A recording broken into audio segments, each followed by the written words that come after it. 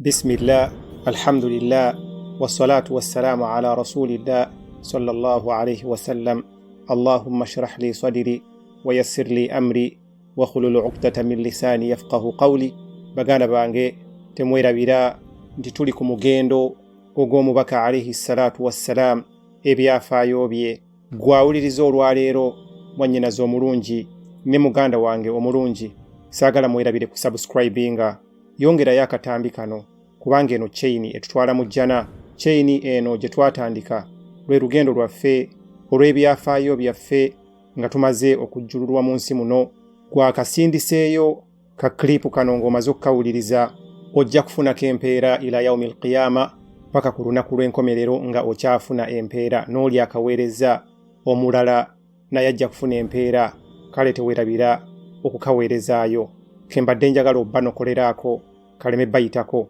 omugendo gwaffe ogw'omubaka alayhi salatu wassalam omulundi ogwayita twakoma ku nsonga eya kabaka Constantine ng'amaze okusalawo obukristaayo obuba busigalawo ng'obukristaayo bwonna obulala obwali tebuwagira Pawulo ng'abusazizzaamu era nga senga wasangibwanga nga osinza ebitali bya kabaka oba bya Pawulo gwe wattibwanga era empapula zonna oba ebitabo byonna bye wali ogoberera byayokyebwanga. Naye tujjukire nti Pawulo mu bantu abaali balwanyisa Jesus ye yali number 1 era Jesus bwe yamala okugenda mu ggulu n'alwanyisa abayigirizwa be bonna bwe wamala okuba nti nno basaasaanye endogoyi n'etuuka n'okuziba amaaso. Endogoyi bwe yaziba amaaso ye lwazibuka amaaso n'amanya nti nno ebibye bikomye n'amanya nti nabano baabadde afuga obulungi nabo bayinza okudduka. Kyava ayagala okubibulizabuliza ddala nga abibulizabuliza munda so si kungulu ne yeefuula nti nno ayingidde obukristaayo so nga ye yali omulabe number 1 ye yali omulabe number 1 ye yali omulabe asooka ow'obukristaayo. Kati kabaka Constantino bwe yasalawo ekigambo ekyo nti yali agenda kutta oyo yenna atagoberera ddiini gye yasalawo ajja kuttibwa, yeeyama nti ajja kumutuusaako ebyo bajjajjaabe bye baali batuusa kwabo. Tugenda kubookya, tugenda basula mu mpologoma, tugenda bakomerera emisaalaba, tugenda bateekako enso tubasale, tugenda kukola buli kimu kye babadde babakola okubalemesa. Era kati awo abakristaayo abalala abaali tebagoberera bukristaayo obwa Pawulo ne kabaka Constantine ne batandika okusenguka nga bava mu kitundu ekyo ne badduka ne bagenda e Misiri, Egypt, abalala ne bagenda e Syria, abalala ne bagenda e Ethiopia, abalala ne bagenda e Syria, ne basenguka ne bagenda e Persia. Kati nga Salman Farisi tiyayingira eddiini y'obukristaayo kubanga gye baali bapracticinga eyitale abaali tebasinza muliro. Era gwe tugenda okufokasingako mu katambi kano kaakati mu Roma abakristaayo Abayudaaya ne bawererwa ddala era ekyo ne kikomera ddala nga tewaali mujju mukristaayo yasigala mu Roma ng'akyayagala obulamu bwe. Kati twogerera mu 325 omubaka alayhi salatu wassalam azaalibwa mu 507 era waaliwo obukristaayo obwannamaddala obwakuumibwa nga temuli lujjulungo lwonna okugeza nga Salman Farisi. Era Salman al-Faris ekyafaayo kye kiri mu Musnad al-Ahmad ne Sahihi Muslim. Kyafaayo kirungi nnyo era kikulaga nti bwetyo eddiini y'obukristaayo bwe yakuumibwa nga banoonya okusanyusa Allah tabaraka wa ta'ala. Salman al-Farisi yali mwana wa kabaka Irani, kabaka wa Irani olwaleero eyitibwa Persia. Taata we ye muntu eyakuma nga omuliro ateera n'agukuuma ne gwaka, nga ye agamba nti omuliro tegulina kuzikira ng'akola ekyo kyonna ekisoboka omuliro guleme kuzikira. Era nga ne mu bizimbe ebirala bye baba bagguddewo mu temples endala nga bagujja wano omuliro guno ogwaka ne bagutwala mu kizimbe ekipya. Era na wano mu Amerika abo bonna abasinza omuliro tebakkirizibwa kukwata kabiriiti bakoleze omuliro ogwo. Balina gujja mu tempozi zaabwe omuliro ogwo ogubadde gubumbujja ogutazikira emyaka egyo gyonna, kubanga bamanyi nti omuliro Katonda bwe batyo baagala okumanya. Astaghfirullah. Era n'abo bonna abali mu bitundu ebirala balina gujja mu bitundu ebyo ebibadde birina omuliro ogwo ogwakira ddala ebbanga eryo lyonna. Era tempo eyasooka mu Amerika wano ey'abantu abasinza omuliro baagujja omuliro ogwo mu tempo ezaali zirina omuliro era baaguleetera mu nnyonyi. Kati Salman Farisi yali mwana w'omukuumi w'omuliro era yamuyigiriza n'amutendeka okukuuma omuliro era baali bakabona ba muliro. Kati nga bw'olaba bapriests naye nga ba muliro, nga bajja ne bagukoleza omuliro ne bagenda eka ne bakomawo nga gukyayaka. Era mu Luwarabu bayitibwa Bamajusi. Era abaddukira e India ne bayitibwa Bapadesi. Bwe badduka okuva e Iran baddukira India, kati bwe baava e India ne babayita Abapadesi. Kati Salman Farisi yakeeranga ku makya n'aseesa omuliro gusobole okwaka obulungi. Naye atunyumiza nti mu kkubo lyali ayitamu mwalimu omusajja omutya Katonda, bano bammonko. Era Salman Farisi buli wayitangawo ng'omusajja ono ayimba ng'atendereza Katonda we, nga buli bw'aba ayitawo olw'eggulo ku makya misana awuliriza ng'omusajja asinza Katonda we amutendereza nga bw'ayimba. Salman Farisi anyumya n'agamba nti neegomba era ne kinzijira mu birowoozo nti omusajja ono ali ku ddiini ndala, enzikiriza ye ndala, nange awe natandikira okufuna ekinyegenyege ekigendayo ndabe kiki kyasinza. Kati Salman Farisi anyumya radiyallahu anhu tirumu nenfuna obuvumu neŋŋenda ne mubuuza nti njagala kumanya osinza ki, enzikiriza yo ki, ng'eyawukana n'eyaffe. Omumonko teyali mubi, n'atandika okusomesa Salman Farisi.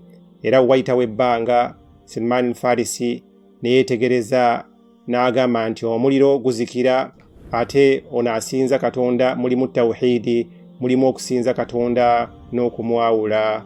Kati oluvannyuma Salman Farisi n'asiramuka. Bw'amala okusiramuka n'ayingira mu Bukristaayo naye yabuyingiramu kyama.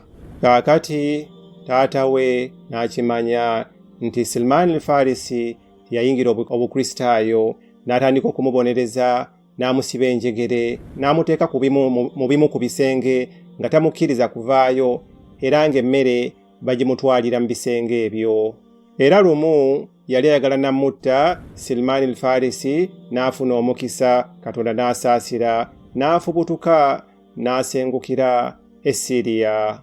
Naye kyennaku omumonko ono yasiramula era eyagamba Salman Farisi ayingira Obukristaayo, kabaka n'amutta olw'ensonga nti yayingiza omwana we mu Bukristaayo. Naye omumonko yali yamukuutira era yamusibirira nti genda mu kika bwe kiti ekya monastery ekya chaachi, baali baziyita monasteries, ebifo byekusifu tebiringa chaachi, bantu babeereeyo nga basinza Katonda waabwe, bayiga ddiini yaabwe, tebali ku nsi, bambala ennyambala za njawulo, engoye zaabwe za njawulo. N'amuwa ekika ekya monastery kye yali ayagala Salman Farisi. Kati awo tukitegeera nti ono omumonko teyali ku kika eky'Obukristaayo obwali buzaaza Katonda nga bugamba nti nno Yesu mwana wa Katonda. Yamugaana ogenda e Roma awamu n'ekyo nga kyekyali ekibuga ekikulu ekyali monasteries. Yamugamba genda mu bitundu ebirimu monasteries. Kati awo bw'amala n'atandika okuyigirizibwa ddala, n'afuukira ddala omuyigirizibwa, n'afuuka omuyigirizwa. Era buli monastery gye yagendangamu ng'ayiga. Era ono bwe yafanga, omusomesa bwe yalinga tannafa ng'amugamba agende mu monastery endala. Era kyaliwo emirundi 4 ekintu ekyo. Era tujjukire bulungi nti Salman Farisi yali musajja ng'akulidde ddala, ku mumonko owokuna Silman al-Farisi yali myaka nga 5 era kyova olaba nti mbasuhaba abasinga okuwangaala emyaka emingi ne Silman al-Farisi mwali yafira myaka nga 12. Kati ono omumonko eyasembayo owokuna kyava mugamba nti simanyiyo muntu yenna gwe nsobola kusindikako kwabo bonna bembadde mmanyi akyali ku nzikiriza eno ey'obukristaayo bwe tuliko nze naawe. Kyava mugamba nti ebibinja byonna birabika biweddeyo, wabula ojjidde mu kiseera ekirungi. Ekiseera kino kyekiseera ekyasuubizibwa nti Katonda ali kumpi kussa mubaka eyasuubizibwa. Tujjukire bulungi nti kyetwagala okunokolayo wano nti obukristaayo ba monks abaali batraininga abaali basomesa Silman al-Farisi bwe baaliko bwali bwanjawulo obutali bwa Pawulo obutasangibwa mu ndagaano empya.